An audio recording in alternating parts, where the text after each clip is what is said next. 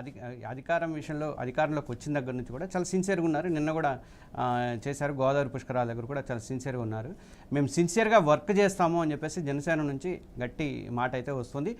వాళ్ళు మరి మీకంటే ఎక్కువగా బాగా పనిచేస్తున్నారని చెప్పేసి అనుకోవచ్చా?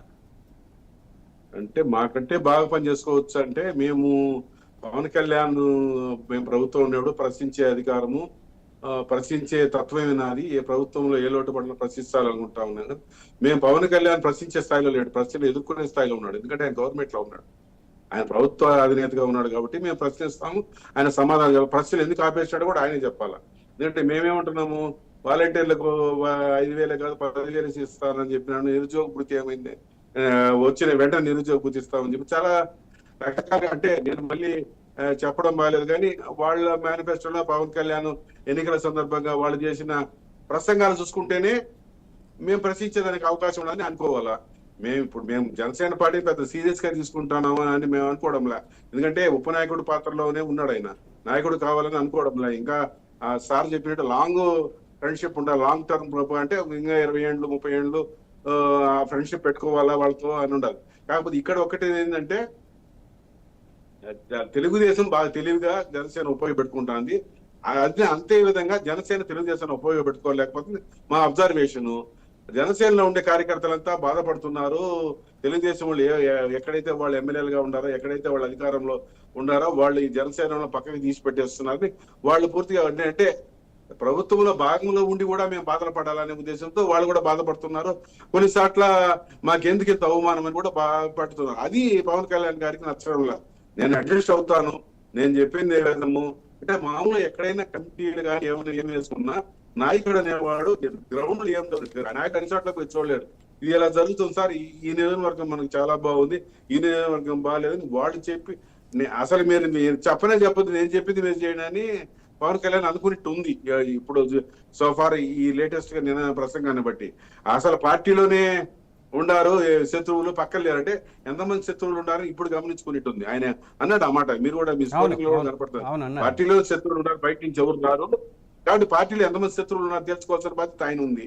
ఎంతమందిని బయటికి పంపించాలని అంటే కొంతమందికి అందరూ పవన్ కళ్యాణ్ ఉన్నంత ఓపిక ఉండకపోవచ్చు. ఎందుకంటే ఆయన ఇంకా 10 ఏళ్ళు లోకేష్ ముఖ్యమంత్రి 10 ఏళ్ళు అయిన తర్వాత కూడా నేను ఉంటాను, లోకేష్ మనం ఆంధ్రప్రదేశ్ రాష్ట్రమే ముఖ్యం, మన ముఖ్యమంత్రి కాదని. కానీ అదే దారిలో కొంతమంది కార్యకర్తలు నడవరు, కొంతమంది నిరుత్సాహపడి బయటకు వెళ్ళిపోతారు, లేకపోతే స్తబ్దుగా ఉంటారు. ఉదాహరణ తిరుపతి ఇప్పుడు చెప్పండి సార్, ఒక నిమిషం.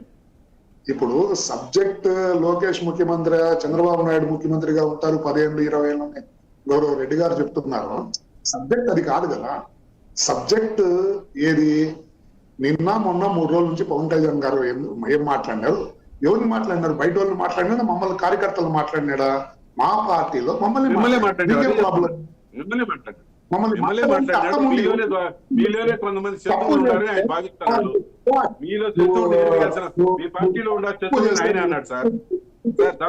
తప్పు నువ్వు మంచిగా చేసినావు చెప్తారా ఎవరన్నా?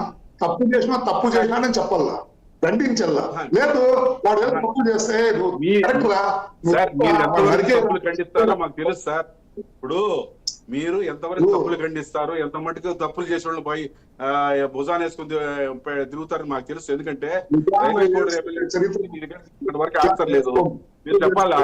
ఇప్పటి వరకు సస్పెండ్ విప్పు మీదకి రాజీనామా చేశాడు. మీకు ఒక సాక్షాత్తు అసెంబ్లీ నుంచే మీరు ఎన్నికబడిన ఒక ఎమ్మెల్యేనే ఇట్లా వికృత చేష్టలు చేసేసి కొట్టి నడివీధుల్లో బజార్లో కొడితే కూడా మీ దగ్గర నుంచి సస్పెండ్ చేయలేకపోయినారు. మీ తప్పులు చేసి శిక్షించాలా. నిజమే, కొంతమంది శత్రువులు ఉన్నారు పార్టీకి. ఆయన చేసిన వల్ల మీ పార్టీ నష్టపోయింది. జనసేన మొత్తం స్టేట్ అంతా పోయింది, స్టేట్ అంతా నష్టపోతుంది. మీరు ధైర్యంగా చర్యలు తీసుకోలేని పరిస్థితి. ఎందుకు చర్యలు తీసుకోలేదంటే మేమే సమాధానం చెప్పలేము. మేము అడుగుతాము. ఎంక్వైరీ చేసుకుంటారు కదండి, ఎంక్వైరీ చేసుకున్న తర్వాత తీయాలి కదా. ఆరోపణలు వచ్చినప్పుడు తీసేసే పరిస్థితి ఉండదు కదా. ఎంక్వైరీ కమిషన్ చేశారు 6 నెలలైంది. ఒక మహిళ గవర్నమెంట్ జాబ్ చేస్తుంది, రోజుకి 5 వీడియోలు తయారు చేస్తుంది, పంపిస్తాండి. అది ప్రజలు కొంత ఇబ్బంది కలగల జనసేన పార్టీ కలుగుతుంది కదా. నువ్వు నిర్దోషిగానో లేకపోతే నువ్వు క్లీన్ గా వచ్చినంత వరకు పార్టీకి దూరంగా ఉండని సస్పెండ్ ఆర్డర్ చేస్తే మేము మానవులు మూతపడతాయి, ప్రజల దగ్గర మంచి పేరు వస్తారు కదా, ఎందుకు మీరు ఆ గోల్డెన్ ఆపర్చునిటీ తీసుకోమంటే మారే ఉంది. ఒక్కసారి గోపాల్ రెడ్డి గారు శివరామ్ గారు సమాధానం చెప్తారు దానికి. ఆ పార్టీ మేము తీసుకుంటాం డెసిషన్స్. మీరు అందరూ నాకు అర్థం కాదు ఏమంటే ఒక మహిళకి అన్యాయం జరిగితే ప్రజలు అడుగుతాం, ఇది మీరు వేరే పార్టీని ప్రశ్న ప్రజల తరపున మేము అడుగుతాము, మీరు తీసుకుంటే తీసుకోండి, తీసుకోవద్దు చెప్పండి. చాలా మంచోడు ఎమ్మెల్యే గారు, ఎమ్మెల్యే చాలా మంచోడు చెప్పండి, మేము కాదల్లా ప్రజల తరపున డిమాండ్ చేస్తాము. శివరామ్ గారు చెప్తారు, దాని జవాబు చెప్తారు. Very clear. దాంట్లో ఇప్పుడు ఎన్నికల ముందు ఏం జరిగింది మీకు తెలుసు, ఎన్నికల తర్వాత ఏం జరిగింది మీకు తెలుసు.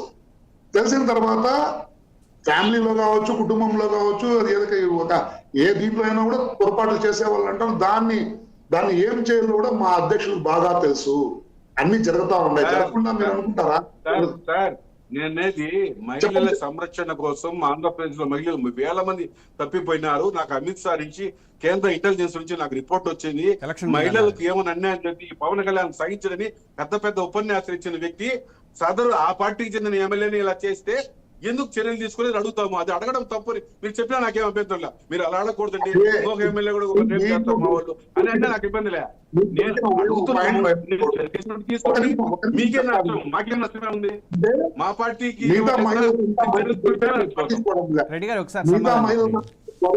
మీరు పట్టించుకోవడంలే, మిగతా మహిళలంతా పెద్ద పీట అయినా మీరు పట్టించుకోవడంలే. అక్కడెక్కడో ఒకటి ఏదో ఒక ఇన్సిడెంట్ జరిగిందని, అది కూడా కుట్రపూరితంగా జరిగిన దాన్ని ఎమ్మెల్యే మీ ఎమ్మెల్యే సార్ బాధ్యత గల ఎమ్మెల్యే ఇబ్బంది కలిగితే చూడాల్సిన ఎమ్మెల్యే రాష్ట్ర ప్రజలకు తీసుకోకూడదా తీసుకోవాలని అవుతుంది మీ ఇష్టం.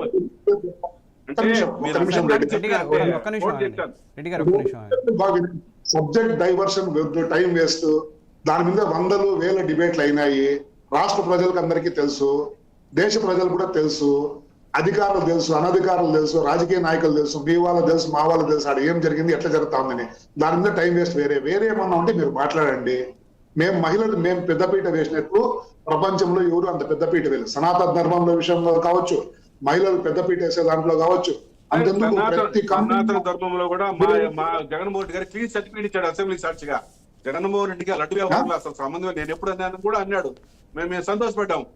చివరికి ఆయన ఆవేశంతో పోయాడు, ధర్నా చేశాడు, అది చేశాడు, ప్రక్షాళన అది ఇదని చివరికి అసెంబ్లీలో ఒప్పుకున్నాడు. ఆయన జగన్మోహన్ రెడ్డి నేను అసలు అన్యాయం లేదు, జగన్మోహన్ రెడ్డి చాలా క్లీన్ పర్సన్, ఆయన ఎందుకు చేస్తారు లడ్డు గురించి ఆయన అన్నాడు. అంతకుముందు ఏమన్నాడు, అయోధ్య లడ్డులో అంతా విషయం కలిపింది అన్నాడు ఆయన అన్నాడు. రెండు ద్వంద్వ వైఖరి వద్దు. అయోధ్య లడ్డులో విషయం కలిసింది, అది ఆయనే ఏమీ కలగలేదని చెప్పింది ఆయన. ఎన్విరాన్మెంట్, ఫారెస్ట్, సోషల్ అన్ని తీసుకున్నాడు కదా, వాటర్ రిసోర్సెస్ అంతా కూడా మినిస్ట్రీలో.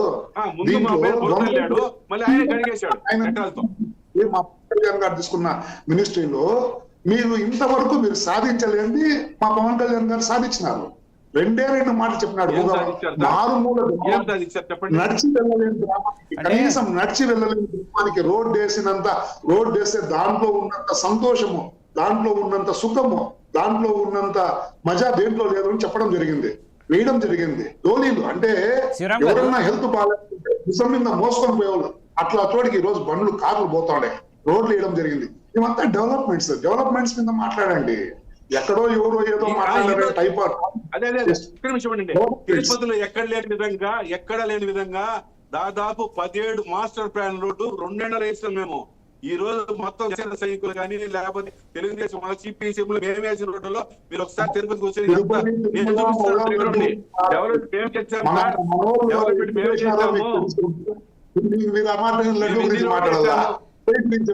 అవసరమా ఇవన్నీ?